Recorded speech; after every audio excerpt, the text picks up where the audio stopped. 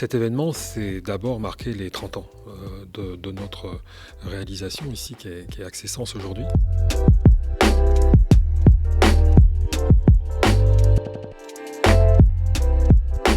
Parallèlement à cette demande spécifique pour les déficients visuels, qui était notre cœur de métier, depuis 7-8 ans déjà, on nous a demandé d'aller plus loin parce que, oui, ok, vous nous donnez une réponse pour les déficients visuels, mais on a aussi des personnes en situation de handicap mental et des personnes en situation de handicap auditif. Est-ce que vous avez des réponses ? Alors on est rentré en collaboration avec des associations spécifiques, notamment les ADAPI pour le handicap mental et pour le handicap sourd, le RAPEDA, l'Union régionale des parents d'enfants déficients auditifs. On a mis au point des outils de médiation avec ces collaborations, ce qui fait qu'aujourd'hui, l'association peut répondre à ces 3 types de handicap.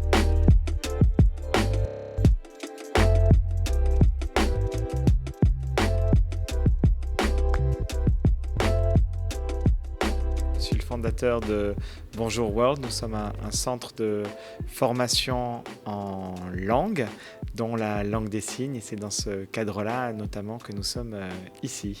En complément de ce que fait Accessence pour justement essayer de former dans le monde de la culture toutes les personnes qui gravitent dans les musées, notamment.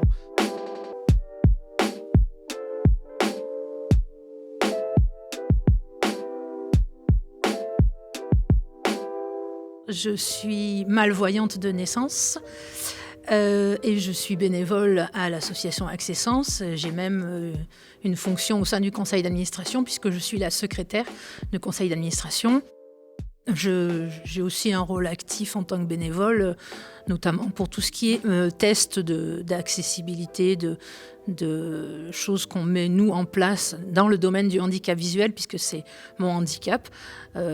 Pour les handicaps auditifs et mentaux, on a d'autres testeurs qui permettent d'avoir un avis sur notamment tout ce qu'on produit, parce que ce qu'on produit, c'est fait pour des personnes en situation de handicap, mais c'est fait aussi avec l'aval des fameuses personnes en situation de handicap.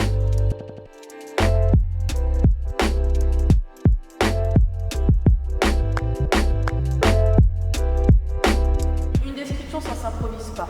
Ça se travaille vraiment pour savoir dans quel ordre j'amène les idées pour faciliter cette construction d'image mentale.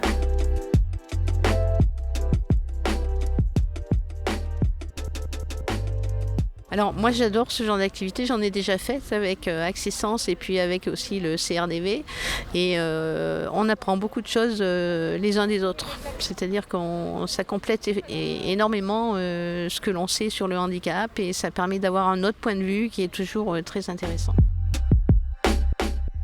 La démarche que l'on a suivie avec Accessence, j'encourage tous les sites culturels à la suivre au maximum parce qu'elle est extrêmement enrichissante pour soi, pour les équipes d'accueil aussi, puisqu'il y a tout le volet formation qui est extrêmement important et que ça permet d'envisager justement l'accueil des personnes en situation de handicap d'une autre manière.